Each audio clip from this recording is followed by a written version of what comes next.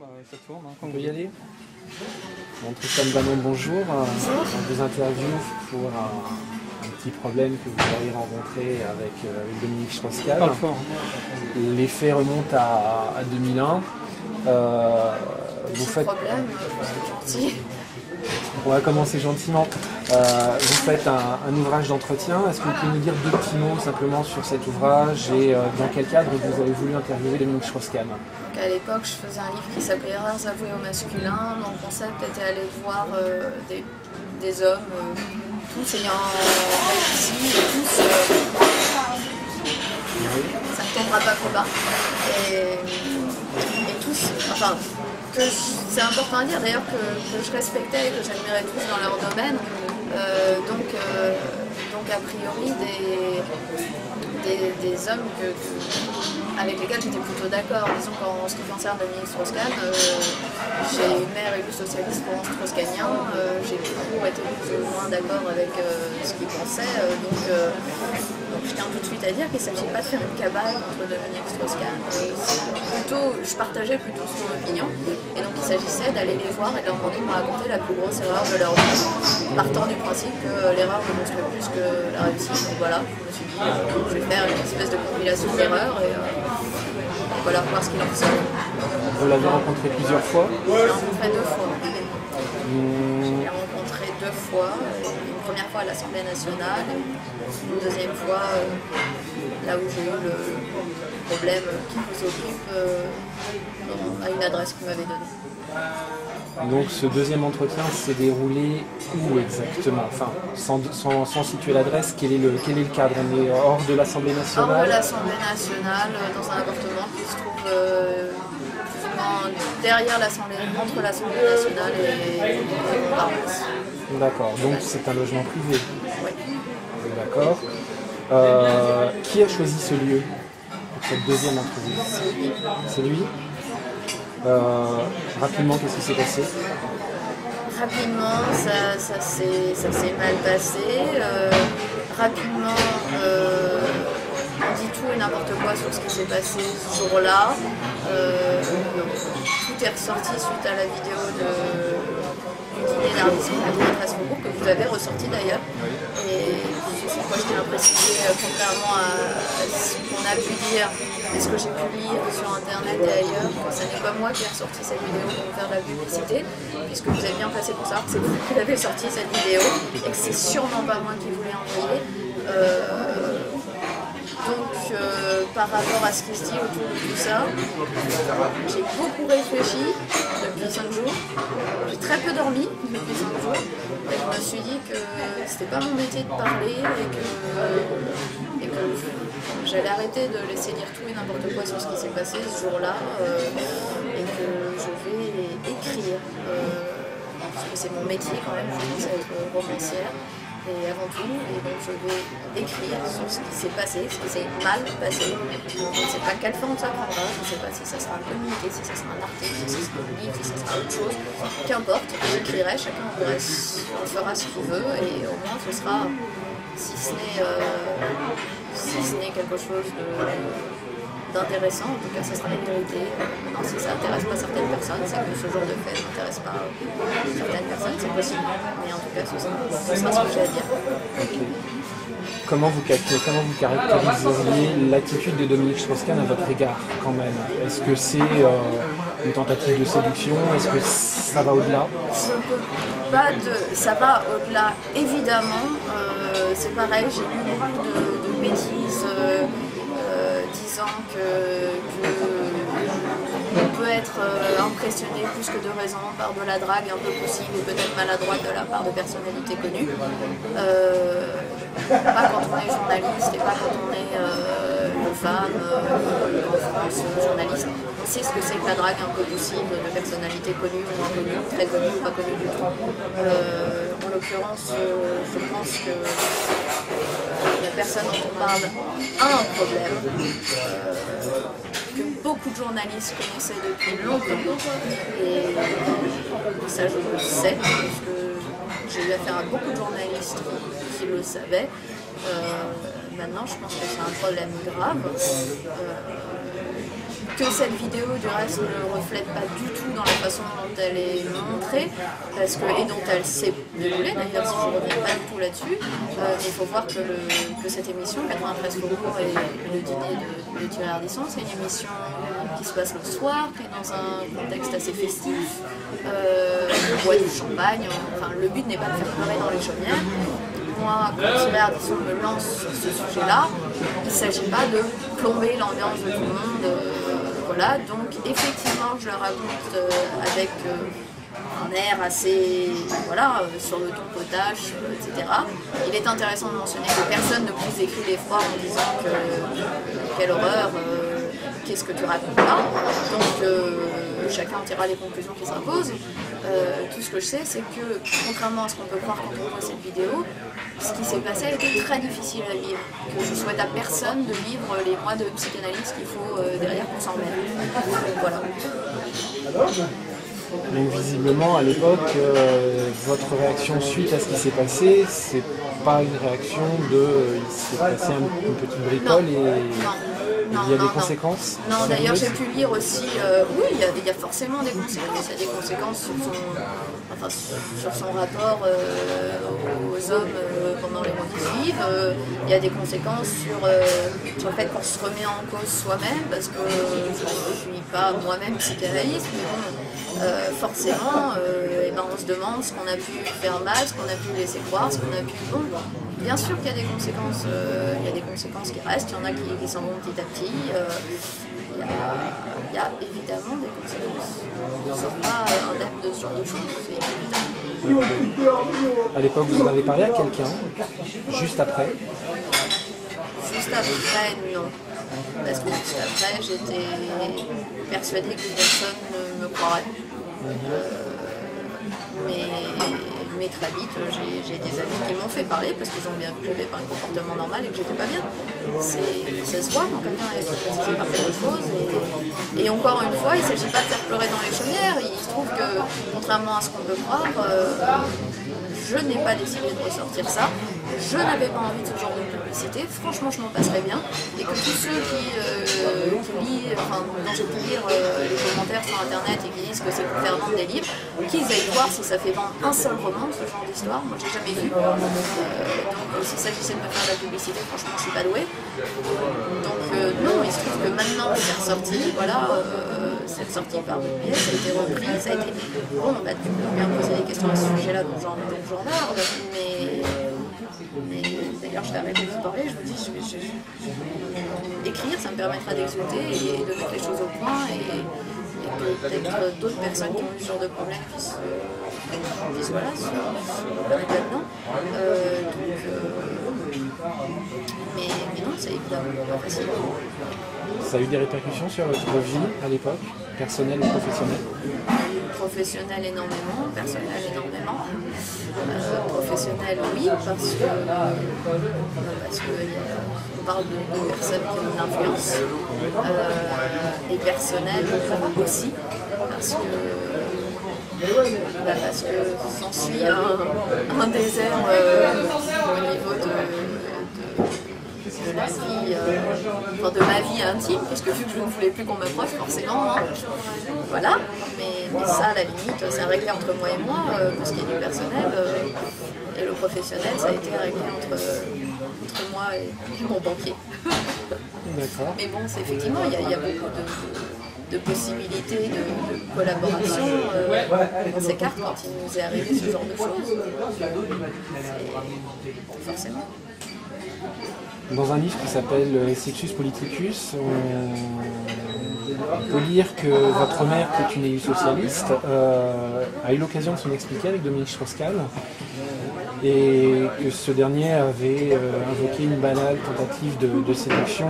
On lit aussi que le premier secrétaire du PS, était intervenu à l'époque.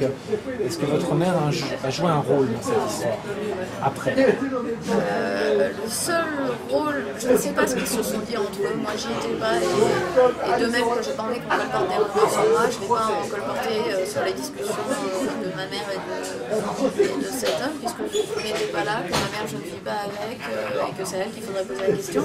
Je sais qu'en tout cas en ce qui me concerne, ce dont je peux attester, c'est qu'effectivement ma mère est une élue locale socialiste, strauss-cahnien, et qu'à l'époque quand il s'agit de savoir si je porterais plainte ou non, entre autres raisons pour lesquelles je ne l'ai pas fait, il y avait ça. Il y avait le fait que ça posait des problèmes à ma mère et que voilà, et que je ne voulais pas poser. Il y avait aussi le fait que justement je ne voulais pas qu'on puisse penser que je voulais me faire de la publicité. Il y avait le fait que j'étais pas très rassurée à l'idée de me retrouver seule face à tout ça. Il y avait le fait que je savais que beaucoup de gens ne me croiraient pas et qu'il faut le vivre. Enfin, il y avait tout ça. Et s'agissant d'en tout cas ce qu'il aurait apparemment dit, ça me fait penser à quelque chose que j'ai vu la nuit dernière sur internet, qui m'a beaucoup choquée, dans un article, une parole qui apparemment qu'on attribuerait à mon éditeur de l'époque, qui était ce livre, et qui disait que à l'époque j'en riais, que ça ne m'apparaissait pas comme quelque chose de très grave. C'est faux. C'est tout simplement faux. J'en riais pas et ça m'est jamais apparu comme quelque chose d'anodin. Donc je ne sais pas s'il a vraiment dit ça. Honnêtement, j'en doute parce que c'est quelqu'un d'honnête et droit.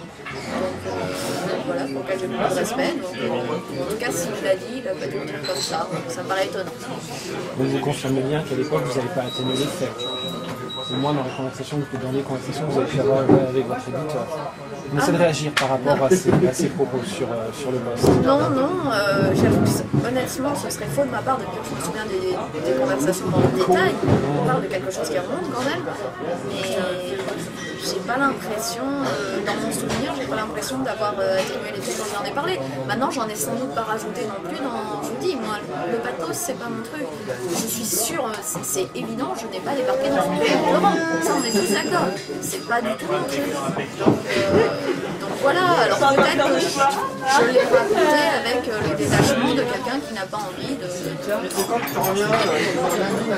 rentrer, de s'étendre sur quelque chose qui était un peu douloureux, mais jamais en diminuant. En revanche, j'ai jamais en enrire.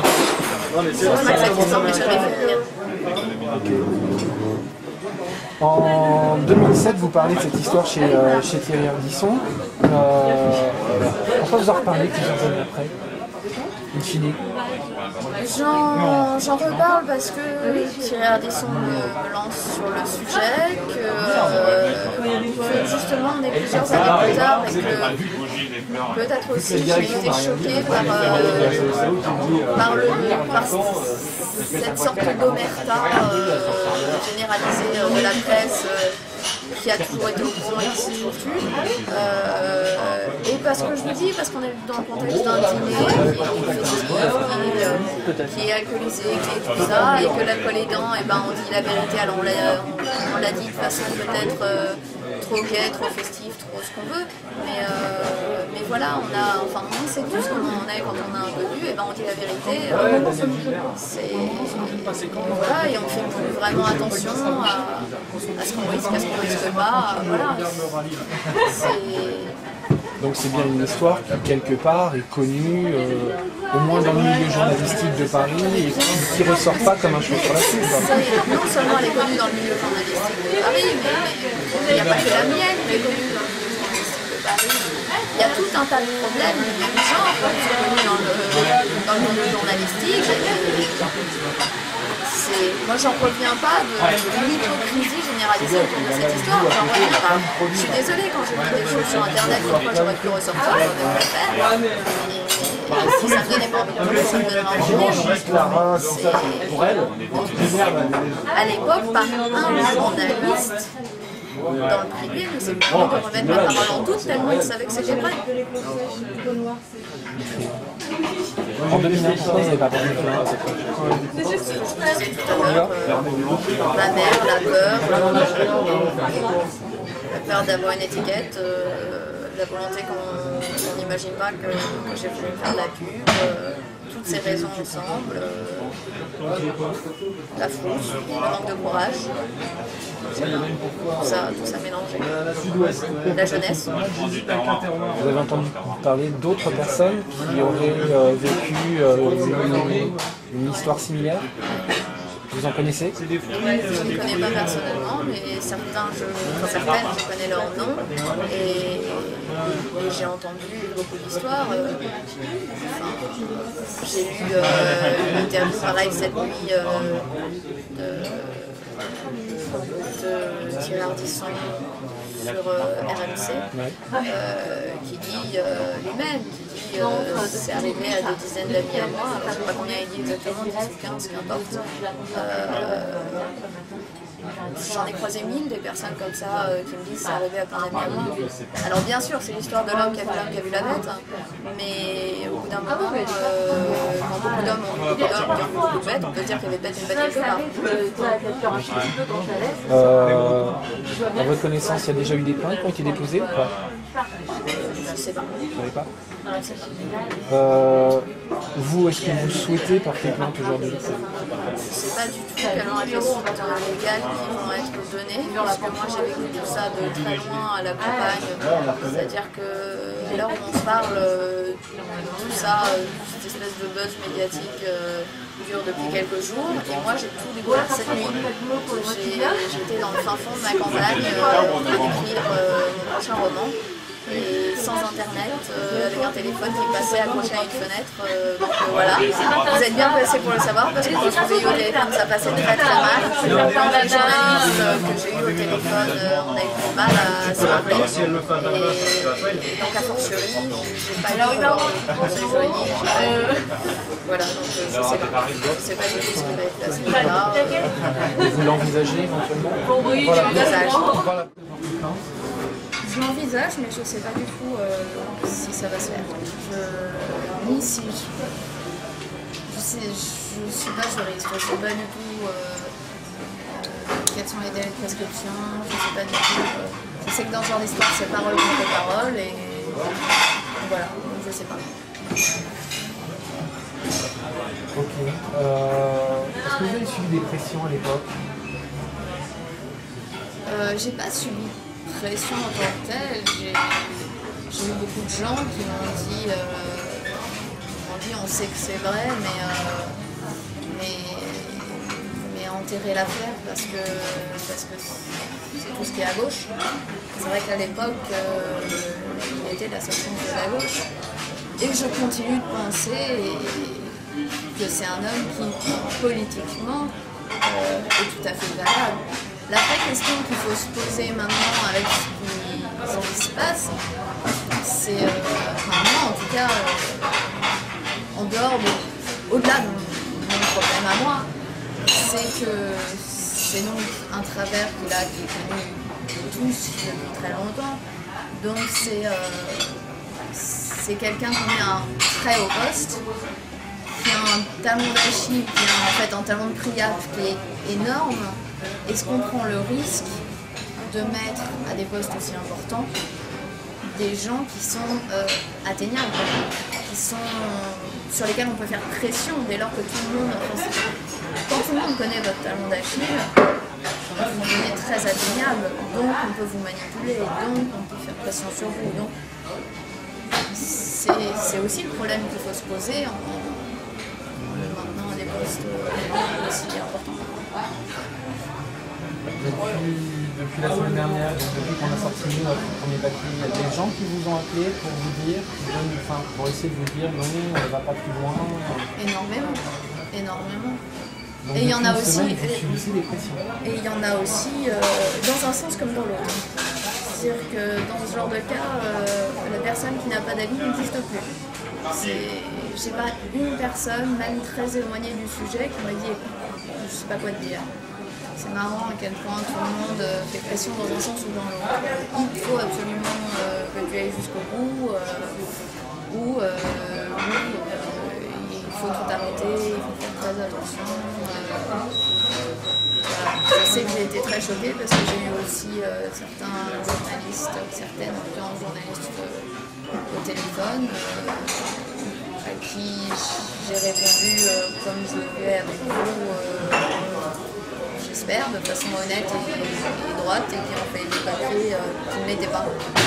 Donc c'est aussi indirectement une sorte de pression, parce que c'est une façon de dire quoi que vous fassiez, de toute façon, on en fait ce qu'on veut. C'est aussi ce qui me pousse à me dire qu'il faut arrêter de parler et qu'il faut faire ce qu'on sait faire et écrire. Vous avez été en contact avec Dominique Strauss-Kahn?